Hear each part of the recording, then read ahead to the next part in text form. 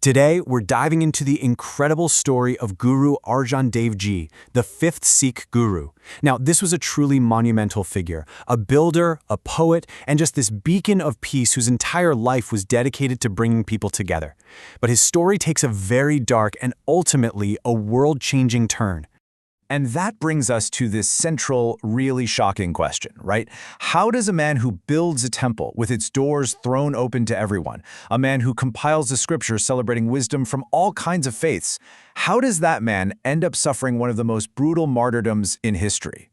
Well, to figure that out, we have to look at what he was building and exactly who it threatened. You see, Guru Arjan Dev's vision was one of radical inclusion. The Hargobind Sahib, the Golden Temple, wasn't just a beautiful building. Those four doors were a massive statement that God's house was open to everybody, from every walk of life. And the Adi Granth, the holy book he put together, was just as revolutionary.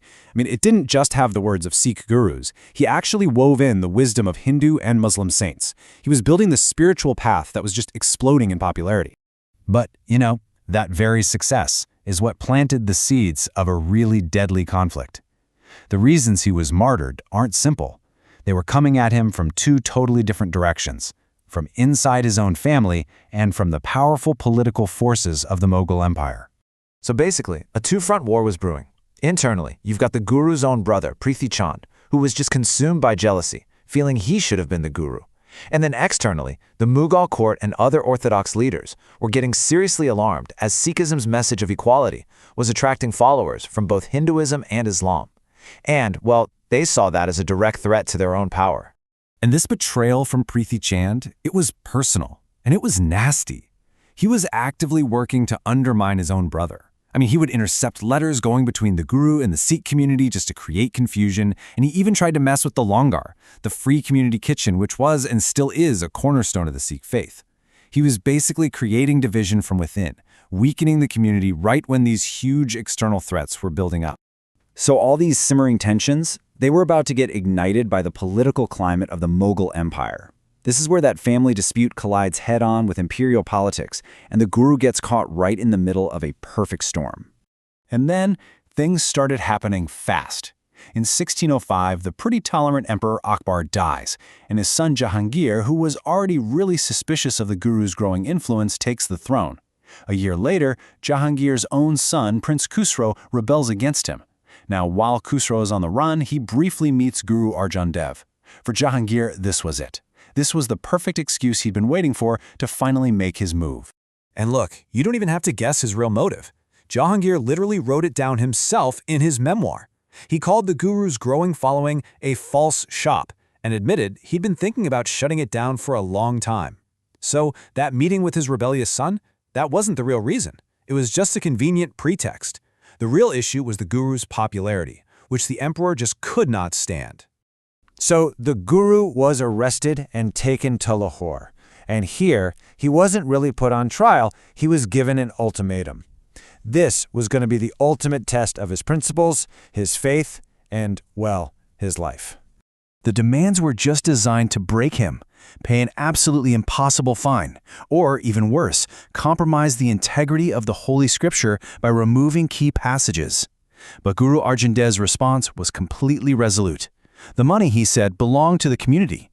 And as for the Adi Granth, those words were divine, and no mortal could ever change them. He chose his principles over his life. And his refusal, well, it unleashed 5 straight days of unimaginable, systematic torture.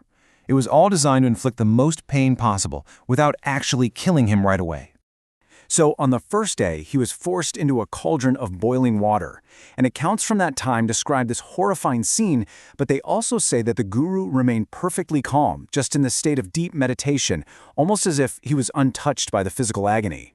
The next day, the torture got even worse. He was made to sit on a satavi, which is a massive iron plate heated until it was literally glowing red hot. And remember, his body was already severely scalded from the day before. And on the third day, as he sat on that searing hot plate, his torturers poured scorching hot sand over his head and his body, burning him even more. And through all of this, he just remained completely steadfast. And it's through this immense, incredible suffering that Guru Arjan Dev is said to have uttered these words, "Tera kiya mita lage," It translates to, "Your actions, O Lord, seem sweet to me."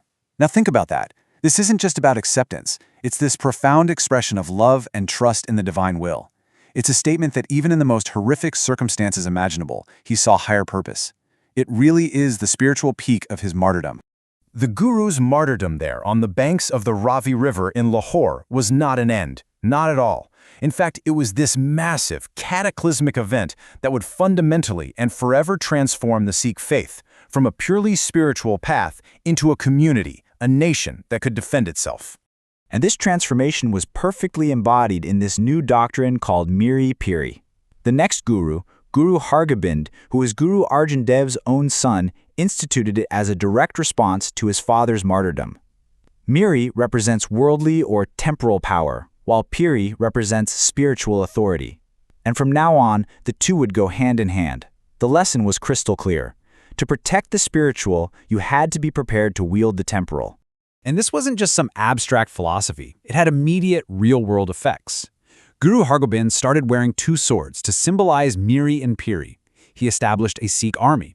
He built the Akal Takht, a seat of temporal authority right across from the spiritual heart of the Hargobind Sahib. The message was unmistakable. The era of just peacefully suffering was over. The community was now going to defend its own existence. So, it's this incredible paradox, isn't it? The attempt to extinguish the Sikh faith by martyring the Guru became the very catalyst that guaranteed its survival. His ultimate sacrifice proved that the principles of equality, of service, of freedom of belief, they weren't just nice ideas. They were truths worth dying for. And that forged this new, unbreakable resolve right in the heart of the Sikh people. And that really leaves us with this final, pretty profound question. How does the sacrifice of one single person, standing up in the face of tyranny, end up changing the entire destiny of a people?